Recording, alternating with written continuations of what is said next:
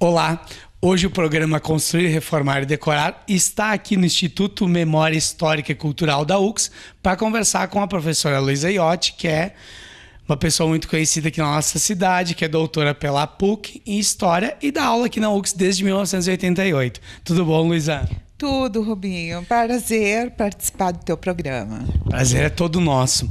A gente veio conversar então sobre preservação do patrimônio histórico de Caxias do Sul, né? Responde para nós aqui, Caxias sabe preservar o seu patrimônio? Olha, se a gente for falar do patrimônio em termos de prédio, é meio complicado, né? Caxias não tem respeito com o seu patrimônio em relação aos prédios, né? Eu acho que Caxias tem uma proposta assim de preservar o seu patrimônio mais em relação assim à fotografia, a filmes, a documentos de uma forma geral. Nós temos um arquivo histórico que é muito bom, um arquivo histórico municipal. Nós temos o acervo da Câmara de Vereadores, que é muito bom. Nós temos o nosso próprio acervo aqui do Instituto Memória Histórica, que é muito bom. Mas em relação à arquitetura, eu não sei o que acontece nessa cidade, que quando a gente menos espera, um prédio vem abaixo. Parece que existe o desejo de apagar o passado e trazer coisas novas, construir prédios novos, como se isso fosse uma prova de pujança da cidade, né? O Cine Ópera, eu acho que foi o caso mais exemplar, assim, o maior exemplo, né, que a gente teve de destruição do nosso patrimônio, né? E depois do Ópera, Caxias, sabe que não aprendeu ainda, que aconteceram muitos outros casos, né?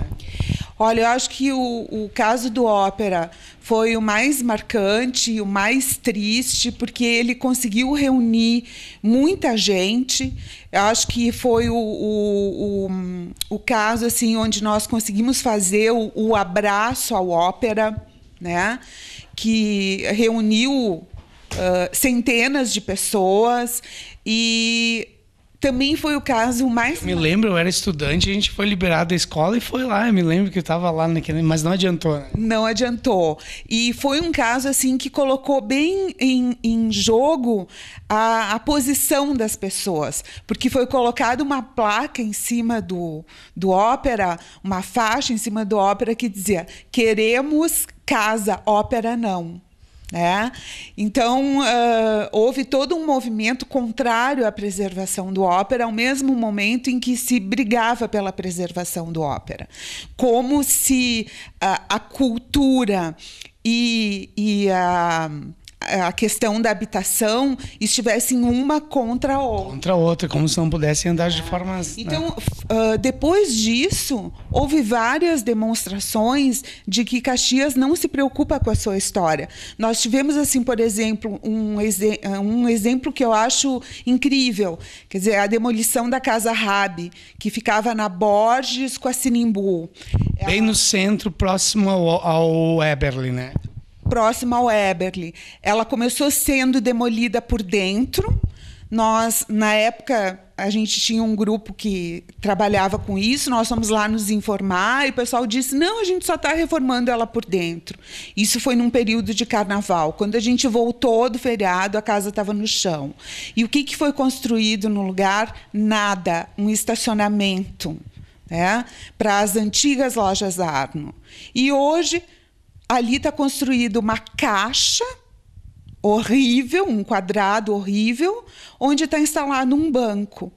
E que a gente vê em outros locais que bancos podem estar muito bem instalados em prédios históricos, de uma forma funcional muito tranquila. Um exemplo era a sede do Banco Bameninos em Curitiba, que é a sede do HSBC, né, no centro histórico ali de Curitiba, né? E a gente teria muitos outros. O Banrisul, que estava instalado na praça, né? Hoje virou uma loja de não sei de que descaracterizou todo o prédio. Então, eu não sei o que acontece em Caxias, eu não consigo explicar. Talvez falte um trabalho de educação patrimonial, talvez até a culpa seja nossa, dos professores de história, que a gente não trabalhe isso nas escolas. Talvez os empresários também tenham essa ideia de construir espigões no lugar, quer dizer, a Chácara Eberle, o que foi feito da Chácara Eberle, né? E agora o prédio da Eberle mesmo, que a gente já sabe que vai ter parece que vai virar um shopping center, né?